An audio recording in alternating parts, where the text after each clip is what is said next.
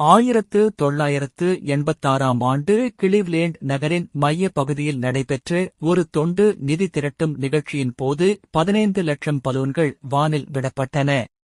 இது கிளீவ்லேண்ட் நகரத்தை உலக வரைபடத்தில் உயர்த்துவதற்கான முயற்சியாகவும் ஒரு பார்வையை கேட்கும் நிகழ்வாகவும் திட்டமிடப்பட்டது. ஆனால் இது ஒரு வரலாற்று புரியாத பேரழிவாகவே பேசப்பட்டது. இந்த நிகழ்ச்சி பலூன்ஃபெஸ்ட் என அழைக்கப்பட்டது. அந்த நேரத்தில் கிளீவ்லேண்ட் ஒரு மோசமான புகழுக்கு உட்பட்டிருந்தது. தி மிஸ்டேக் ஆன் தி லேக் என்றே அந்த நகரம் பழித்துப் பேசியது. நகர நிர்வாகிகள் இதை மாற்ற விரும்பினர். அவர்கள் கிளீவ்லேண்ட் ஒரு உலக தரநிலை நகரமாக மாறி வருவதை நிரூபிக்க வேண்டுமென எண்ணினர்.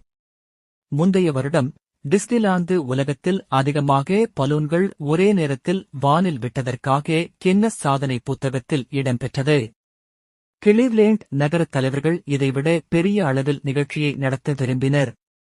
எனவே யுனைடெட் வே அமைப்பு 1.5 மில்லியன் பலூன்களை வானில் விட திட்டமிட்டது. 6 மாதங்கள் திட்டமிடப்பட்டது.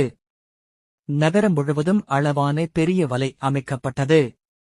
ஆயிரக்கணக்கான தொண்டர்கள் பலூன்களை நிரப்பினர்.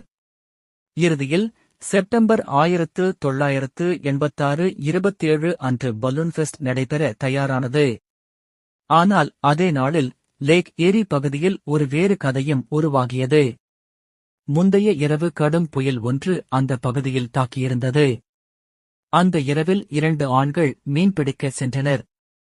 அவர்கள் பிறகு காணாமல் போனார்கள். அவர்களது படகு வெறுமனே ஏரியில் கிடைத்தது.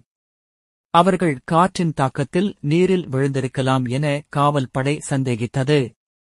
கோஸ்ட் கார்டு அவர்கள் தேடுதல் நடவடிக்கையை தொடங்கினர். இனிமேல் கிளீவ்லேண்ட் பப்ளிக் ஸ்குவேர் பகுதியில் 1 லட்சம் பேர் பலூன் நிகழ்ச்சியை பார்ப்பதற்காக கூடியிருந்தனர். ஆர்கனைசர்ஸ்களுக்கு மகிழ்ச்சி, புயல் கடந்துவிட்டது. ஆனால் மறுபடியும் வானிலை மோசமாக ஆரம்பித்துவிட்டது. திடீரென மழை மற்றும் காற்று காரணமாக நிகழ்ச்சி முன்னதாகவே தொடங்கப்பட்டது. பலூன்கள் வானில் பறந்தது ஒரு அற்புதமான காட்சி. ஆனால் அது நீண்ட நாட்கள் நிலைத்திருக்கவில்லை. காற்றும் மழையும் அந்த பலூன்களை மேலே செல்ல விடாமல் கீழே தள்ளியது.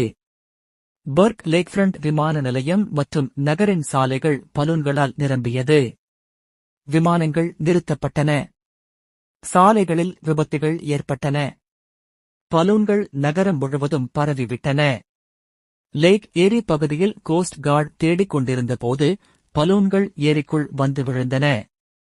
இது மீட்புப் பணிகளை கடுமையாகத் தடுத்தது. நீரில் ஒரு ஜாக்கெட் கண்டுபிடிக்கவே முடியவில்லை. இது ஒரு பூனை முள்ளிக் கம்பளத்தில் விழுந்தது போல் என்று கோஸ்ட் கார்டு கூறியது. செப்டம்பர் 29 அன்று கோஸ்ட் கார்டு தேடுதலை நிறுத்தியது. இருவரின் உடலும் பின்னர் கரையில் அடித்தெறிந்தன. பலூன்ஃபெஸ்ட் நிகழ்வு 1988 கின்னஸ் சாதனை புத்தகத்தில் இடம்பெற்றது. ஆனால் அது ஒரே தடவையாகவே இருந்தது. அதன் பிறகு கின்னஸ் இந்த வகை சாதனைகளை நீக்கியது.